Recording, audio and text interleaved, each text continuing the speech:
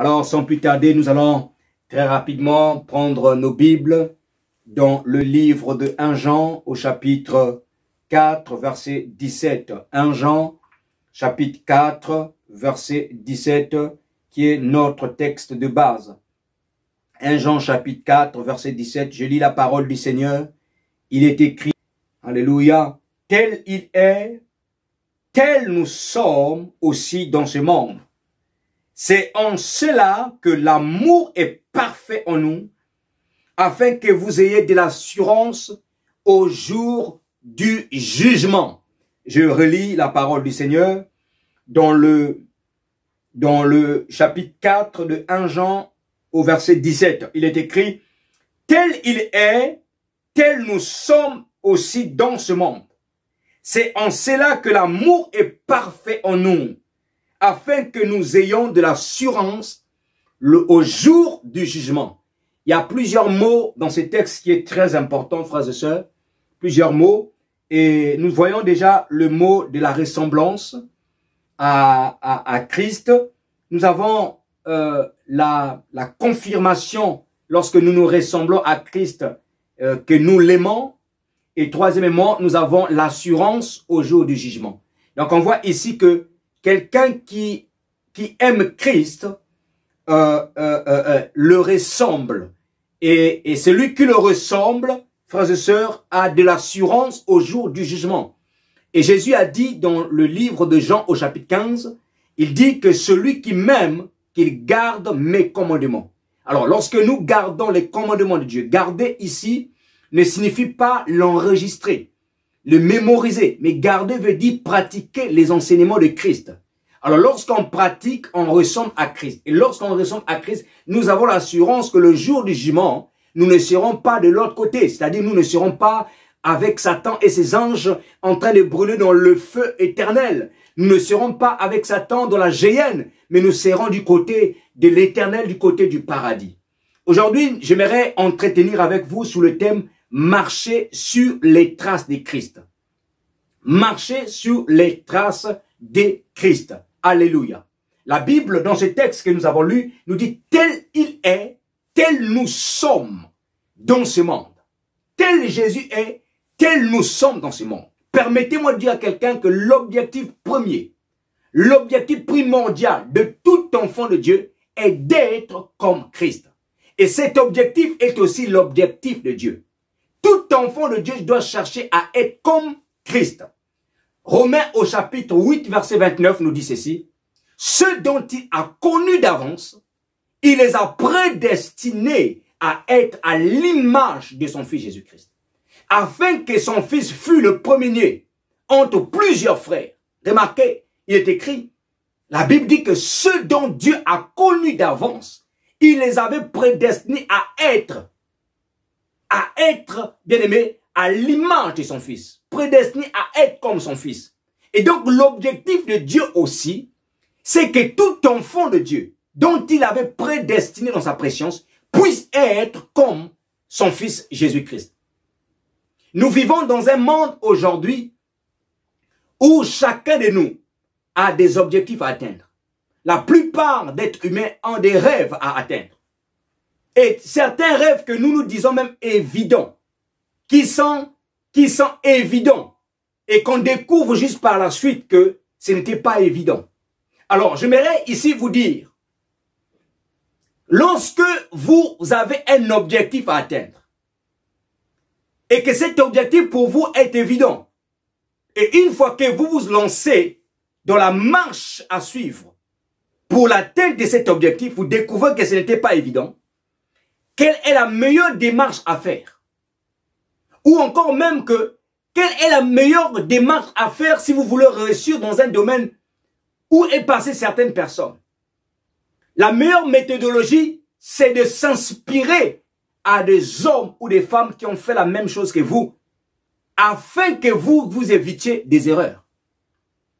Il est important de s'inspirer, bien aimé, aux personnes qui ont fait la même chose que nous, afin que nous évitons les erreurs. Or, en tant qu'enfant de Dieu, si Dieu nous a appelés à lui, si Dieu nous a appelés, nous a sauvés, c'est parce qu'il veut que nous puissions être à ses côtés lorsque ce monde sera jugé. J'aimerais dire à quelqu'un que ce monde sera jugé. Actes des Apôtres, chapitre 17, verset 30 nous dit, Dieu sans tenir compte des temps d'ignorance, annonce maintenant à tous les hommes qu'ils aient à se repentir, car il a fixé un jour où il jugera le monde par l'homme qu'il a choisi, le Seigneur Yeshua Mashiach. Le monde sera jugé. Alors, si nous ne voulons pas nous retrouver de l'autre côté, nous retrouver avec Satan, bien-aimés dans le Seigneur, nous devons chercher des modèles parfaits, nous inspirer afin que nous ne puissions pas faire des erreurs. Et donc le Seigneur, dans sa bonté et dans son amour, nous a donné un modèle par excellence. Et ce modèle est le Seigneur Jésus-Christ. Christ est notre modèle. Christ est notre champion. Christ est la personne que nous devons suivre, que nous devons copier, que nous devons faire comme lui. La Bible dit que tel il est, tel nous sommes. Donc dans l'objectif d'être comme Christ, le but c'est que nous puissions faire, nous puissions agir, nous puissions marcher comme Christ a marché. Mais comment est-ce qu'on va y arriver pour marcher comme Christ? Quels sont les éléments, quelles sont les clés pour pouvoir marcher comme Christ? Remarquez, frères et sœurs dans le Seigneur, notre texte de base dit, tel il est, tel nous sommes. Le verbe employé, c'est le verbe être, qui nous renvoie en fait à la personnalité, à l'identité de la personne. Si vous voulez vous inspirer d'une personne, vous devez connaître l'identité de la personne. Et donc le tel il est ici nous renvoie à se poser un certain nombre de questions qui nous aidera en fait à découvrir la personne de Christ afin que nous puissions nous calquer sur cette personne. Et la première et bonne question à se poser lorsqu'on veut s'inspirer d'une personne, c'est de savoir qui est cette personne ou comment est cette personne. Qui est cette personne ou comment est cette personne? Tel il est. Comment est-il? Parce que si je ne connais pas le comment, ou si je ne connais pas le qui est-il, je ne pourrais pas m'inspirer, je ne pourrais pas faire ou marcher comme lui. Alors que la Bible dit que tel il est, tel nous devons être, tel nous sommes. Et c'est une assurance pour nous le jour du jugement. Et donc il est important de connaître qui est Christ. Et comment est-il? Qui est Christ, bien-aimé? Je ne vais pas choquer une personne. Vous devez savoir que Christ n'est pas seulement un simple prophète. Mais Christ, frères et sœurs, était Dieu dans la forme humaine, dans la chair humaine. Christ était Dieu dans la chair humaine. Jésus-Christ n'est pas venu dans ce monde comme tout être humain. C'est-à-dire par la copulation entre une femme et un homme. Jésus est venu par la vertu, la puissance du Saint-Esprit. Il a été formé parce que le Saint-Esprit avait recouvert Marie. Parce que le Saint-Esprit avait formé l'enfant dans le ventre de Marie. C'est comme ça qu'il est venu. Jésus était le vase. Son côté 100% humain. Mais dans le contenu qui était dans Jésus-Christ, qu'on appelle le Christ, était Dieu lui-même. Quand vous lisez l'Ancien Testament, vous allez remarquer à plusieurs endroits que, à plusieurs reprises, l'Éternel se révélait aux hommes sous la forme humaine. On appelle cela de la théophanie. La représentation ou la manifestation de Dieu sous la forme humaine. Et nous pouvons le lire, d'ailleurs, dans le livre de Genèse, au chapitre 18, verset 16. La Bible nous parle de l'histoire d'Abraham qui, alors qu'il habitait dans les champs des Mamré, fut visité par 3 personnes. Et parmi les 3 personnes, il y avait l'Éternel. Ces hommes ont mangé chez Abraham. Ces hommes ont parlé avec Abraham. Et quand ils étaient sur le point de partir, le verset 17 de Genèse, chapitre 18, nous dit « Et l'Éternel dit, cacherai-je à Abraham ce que je vais faire? Car Abraham sera certainement une nation grande et puissante. Parce que je lui ai choisi. Alléluia. Écoutez bien, l'Éternel dit, je vais le lire, Genèse chapitre 18, verset 16. Genèse chapitre 18, verset 16. Je prends la Bible papier, beaucoup plus rapide que la Bible électronique. Écoutez, le verset 17 dit, alors l'Éternel, je prends le verset 16, ces hommes se levèrent pour partir et ils regardèrent du côté de Sodome. Abraham alla avec eux pour les accompagner. Là, les 3 visiteurs d'Abraham se sont levés pour partir. Le verset 17 dit, alors l'Éternel dit, cacherai-je à Abraham ce que je vais faire? Donc, parmi les 3 personnes physiques, des êtres humains, qui avaient visité Abraham, il y avait l'Éternel au milieu de ces personnes-là. Il y avait l'Éternel. Donc, il y avait 2 anges qui sont descendus à Sodome et Gomorrhe plus tard, mais il y avait l'Éternel qui était là.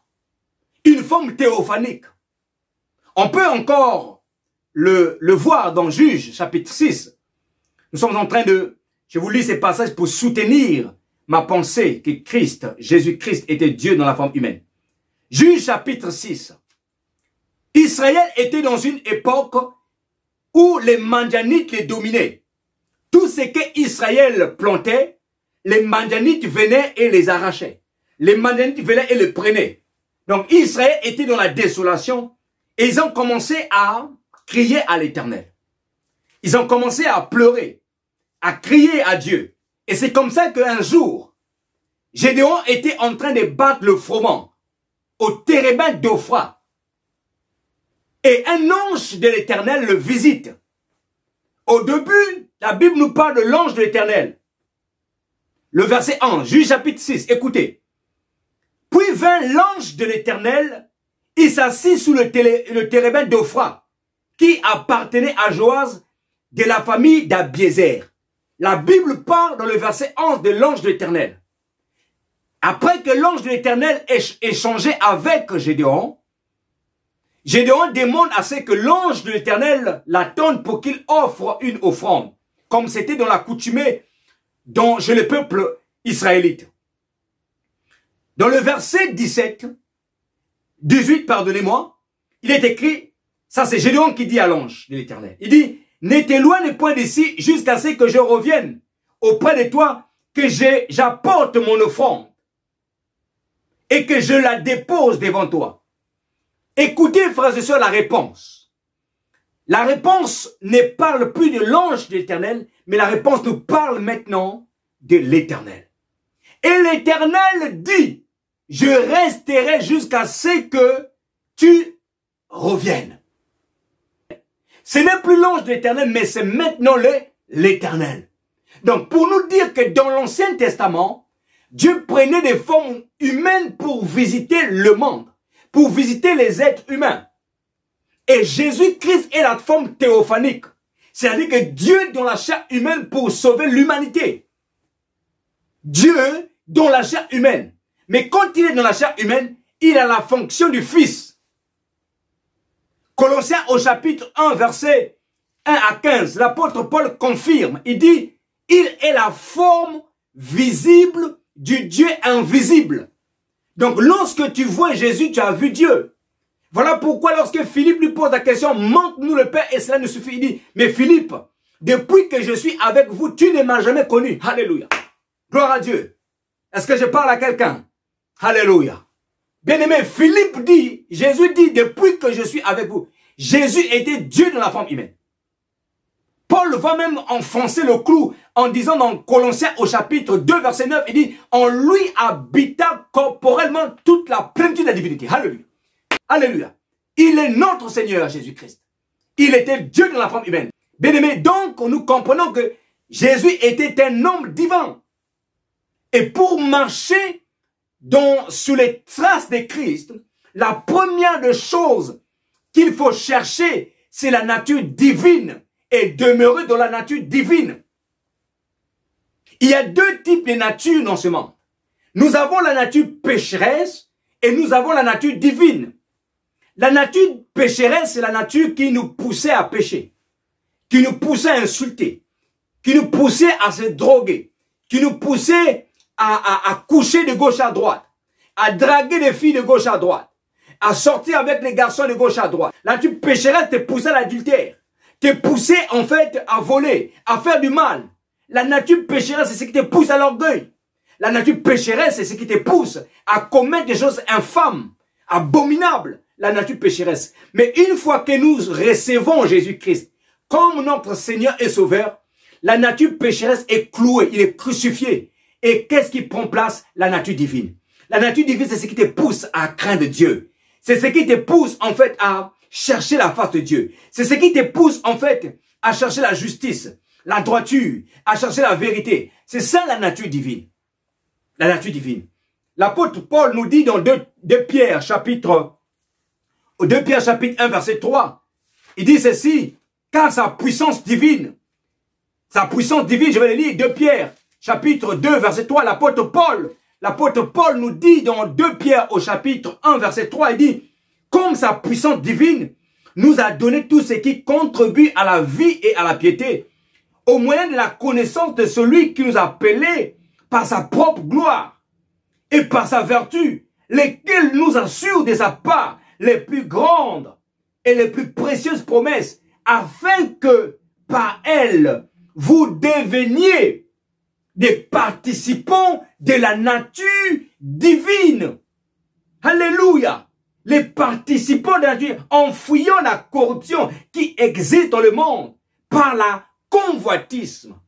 La nature divine te pousse à t'éloigner de la corruption. La nature divine te pousse à t'éloigner, frères et sœurs, de la convoitisme. La nature divine. Il faut demeurer dans la nature divine. La première des choses pour marcher sur les traces de Christ, c'est demeurer dans la nature divine. Mais vous serez d'accord avec moi que Christ n'est pas seulement divin. Christ était aussi, s'il était divin, c'est qu'il était spirituel et céleste. D'ailleurs, il est dit dans le livre de Jean au chapitre 17, verset 5. Il dit, Seigneur, lorsqu'il faisait la prière à son Père, il va dire, après avoir glorifié son Père au devant des hommes, il demande à son Père de lui redonner la gloire qu'il avait auprès de lui avant qu'il se manifeste, avant qu'il se fasse connaître au monde. C'est la preuve que Christ venait du ciel. Et ça veut dire quoi? Ça veut dire que si nous voulons marcher dans les traces de Christ, on doit non seulement chercher la nature divine, mais nous devons chercher aussi, nous affectionner, nous attacher à des choses qui sont célestes, des choses qui sont spirituelles. Alléluia! Gloire à Dieu! Il faut chercher les choses qui sont célestes. L'apôtre Paul dit dans Colossiens au chapitre 3, verset 2, il dit, affectionnez-vous aux choses d'en haut et non aux choses qui sont sous la terre.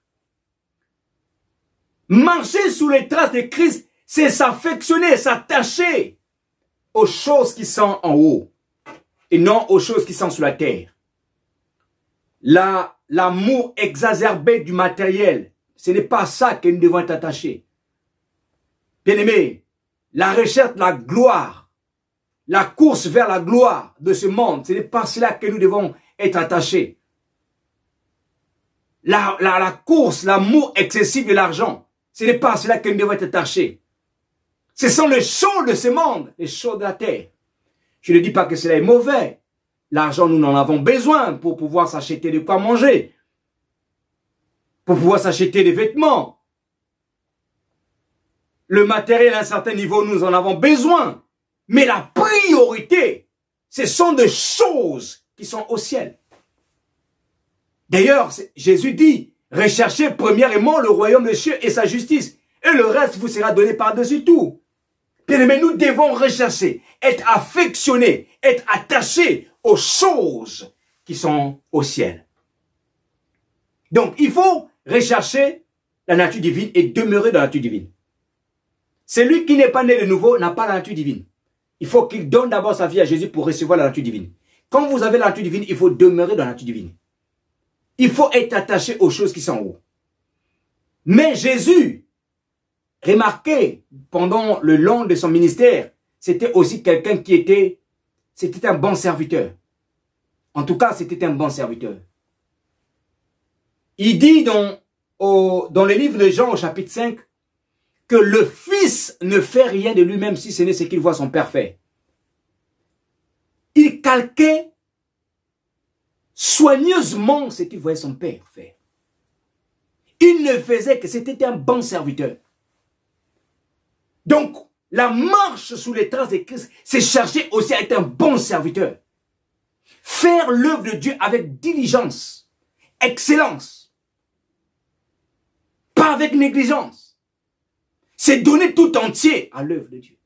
Donner son cœur. Quand je donne tout entier, je parle du cœur. Je ne suis pas en train de parler que ne va plus travailler, mets-toi à 100% à l'œuvre de Dieu. Non, frère, c'est pas ce que je suis en train de dire. Je suis en train de dire, frère et soeur, donne ton cœur. Quand tu fais l'œuvre de Dieu, donne ton cœur. C'est important. Fais l'œuvre de Dieu avec excellence. Car il est écrit dans la parole de Dieu, vous le savez très bien, la Bible dit que maudit soit quiconque qui fait l'œuvre de Dieu avec négligence. Il faut, bien aimé, être des bons serviteurs, engagés, présents, actifs pour l'avancement du royaume de Dieu. Gagnants d'âmes. C'est la commission que nous avons reçue tous, pas qu'aux pasteurs, pas qu'aux docteurs, pas qu'aux évangélistes, pas qu'aux prophètes et apôtres, mais tous ont reçu la commission de Matthieu 28, verset 19. Allez, faites étude dans ce disciple. C'est ça, frères et sœurs. S'engager. Amen. Jésus était aussi un homme humble. Un homme humble. Il a été traité, frères et sœurs, traité par qu'il était Belzéboul. Traité, frères et sœurs, qu'il était un séducteur, un blasphémateur. Mais en aucun cas, frères et sœurs, il avait mal parlé à ses détracteurs. En aucun cas, il a manqué du respect à ses détracteurs. Il est ramené toujours dans la parole, dans la vérité de la parole. Quelle humilité! Marcher sur les traces de Christ, c'est chercher aussi l'humilité. Tu as cherché l'intuition divine, c'est bien. Tu t'affectionnes aux choses d'en haut, c'est bien. Tu es un bon serviteur, c'est bien. Mais il faut aussi que tu demeures dans l'humilité. Demeure dans l'humilité comme le Seigneur. Et donc la question, comment il est ou qui est-il, nous permet, bien aimé, d'atteindre à tous ces points que nous avons évoqués. Mais la question, qui est-il, ou encore comment il est, ne suffit pas pour pouvoir connaître tous les aspects de Christ afin que nous puissions marcher sur ses traces. Mais il y a aussi l'aspect de l'exercice ministériel qui accompagnait la vie de Jésus-Christ. Comment est-ce qu'il opérait? Comment est-ce qu'il opérait? Quel était son secret? Parce que le but de vouloir s'inspirer d'une personne, ce n'est pas seulement connaître son identité, mais connaître aussi son secret. C'est surtout ça qui nous importe. Le secret, comment est-ce qu'il est arrivé au point où il est arrivé? Tu veux monter un business, une entreprise, tu as des difficultés. Et si tu veux t'inspirer de quelqu'un qui a monté par exemple une société, mais il faut que non seulement que tu connaisses l'identité, c'est-à-dire que quelle école cette personne a fait, quelle famille vient-il, peut-être ses relations, mais aussi connaître le secret qui fait que son entreprise est florissante. Tu veux être un bon gagnant d'âme, frères et sœurs, mais tu veux t'inspirer d'un grand évangéliste, mais il faut que tu connaisses quel est son parcours, qu'est-ce qu'il a fait. Lire un peu sa biographie, son CV pour connaître un peu. Chercher aussi Dieu, Seigneur. Ça pourrait t'orienter à comment est-ce que tu vas orienter tes prières. C'est important, frères et sœurs. Alors donc, comment est-ce que Jésus opérait et quel était son secret? La première réponse à cette question, c'est que Jésus était un homme obéissant. Il était obéissant à son Père. Jean au chapitre 8, verset 29 nous dit que mon Père est avec moi. Un des grands secrets de Jésus, parce que son Père est avec lui. Mais pourquoi son Père était avec lui? Parce que Jésus faisait tout ce qui est agréable à son Père. La Bible dit que mon Père est avec moi parce que je fais tout ce qui est agréable. Donc, marcher sur les traces de Christ, bien aimé, c'est être obéissant aussi à Dieu. Être obéissant. Être obéissant. Il faut demeurer dans l'obéissance. Comment est-ce qu'il fonctionnait? Comment est-ce qu'il opérait? L'un des secrets de sa manière de fonctionner, de la puissance qui s'est dégagée dans son ministère, Deuxième, c'est que Jésus était un homme de... Le deuxième point par rapport à cette question de comment est-ce qu'il opérait, c'est que Jésus était un homme de prière. Je vais vous lire un texte.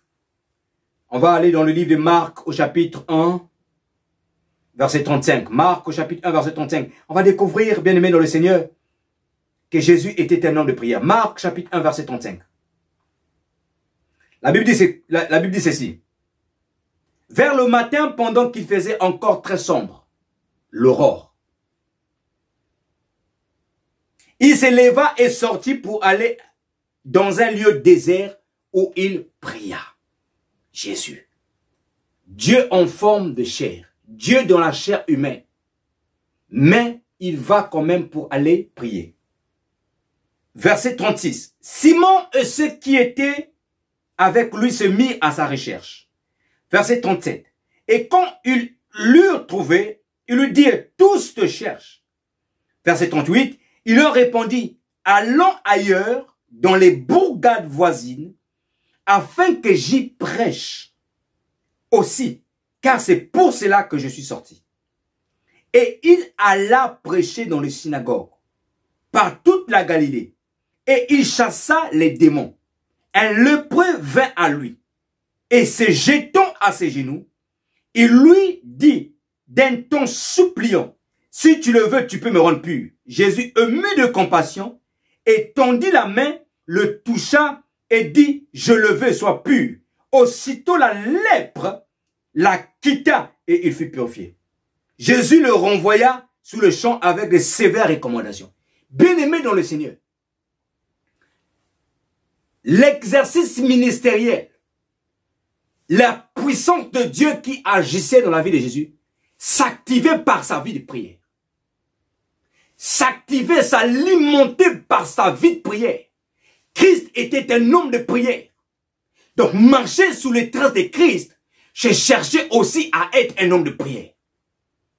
Remarquez dans ce texte que nous avons lu, après qu'il ait fini de prier, il n'a pas seulement prêché l'évangile, mais il a aussi chassé les démons. Il a guéri un lépreux. Donc, la prière activait la puissance qui l'ont mené à prêcher avec puissance, avec autorité, au point où les hommes disaient, aucun homme n'a parlé comme lui. Il guérissait les malades. Donc, marcher sous les traces de Christ, c'est être un homme de prière, mais aussi chasser les démons, guérir les malades. Alléluia. Marcher sous les traces de Christ. Bien-aimé dans le Seigneur. Donc, l'un des secrets de son ministère, comment est-ce qu'il opérait? C'est parce qu'il était obéissant et secondement, parce qu'il était un homme de prière. Et parce qu'il était un homme de prière, on pouvait voir en fait le résultat qui accompagnait en fait le ministère de Jésus. Et enfin, frères et sœurs, pourquoi Jésus a-t-il enduré toutes les injures, les critiques des pharisiens, des hérodiens, des sadduciens? Pourquoi? Parce que dans la marche sous les traces de Christ, mais il y a aussi le côté souffrance qu'il a vécu, le côté insulte qu'il a vécu, qui nous permet aussi de comprendre, lorsque tu veux bâtir un projet, quelles sont les motivations qui fera à ce que, parce que les sources de ta motivation fera à ce que, quelles que soient les tempêtes, que tu puisses traverser les tempêtes, que tu ne regardes pas aux tempêtes, mais que tu regardes à l'objectif. Jésus a perduré, a supporté les souffrances parce que il voulait accomplir la volonté de Dieu. Bien-aimés, marcher, si nous devons marcher sous les traces de Christ, c'est parce que, frères et sœurs, nous voulons accomplir la volonté de Dieu. Dans notre texte de base, il nous est dit ceci. Tel il est, tel nous sommes dans ce monde. C'est en cela qu'on reconnaîtra que l'amour parfait est en nous. Et nous aurons de l'assurance le jour du jugement. Notre objectif, c'est d'accomplir la volonté de Dieu. Notre objectif, c'est de ne pas se retrouver en enfer. Notre objectif, c'est de ne pas brûler dans un feu éternel, mais c'est d'être aux côtés de Dieu. Et donc, l'objectif de Jésus, c'était d'accomplir la volonté de son Père. Jean chapitre 4, verset 39. Il dit, ma nourriture est de faire la volonté de celui qui m'a envoyé. Ma nourriture. Quelle est votre nourriture, frères et sœurs? La nourriture est une substance qui apporte l'énergie dans le corps. La nourriture est une substance qui apporte la force dans le corps. Et donc, quand tu fais la volonté de Dieu, tu te nourris d'une nourriture spirituelle. Je pense que nous l'avons déjà, quand j'avais prêché sur la volonté de Dieu, j'en avais déjà parlé. Quelle est ta volonté? Qu'est-ce que tu poursuis? Quel est l'objectif que tu vas atteindre? Priorise d'abord le royaume de Dieu. Le reste te sera donné par-dessus tout. Tu veux investir dans l'immobilier? Bien aimé, c'est bien. D'abord le royaume de Dieu. Tu veux créer des entreprises? C'est bien. D'abord le royaume de Dieu. Que sert-il à un homme de gagner ce monde s'il perdait son âme, nous dit la Bible?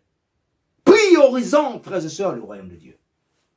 Marchez sous les traces de Christ. Le Seigneur veut que nous marchions sur les traces de Christ.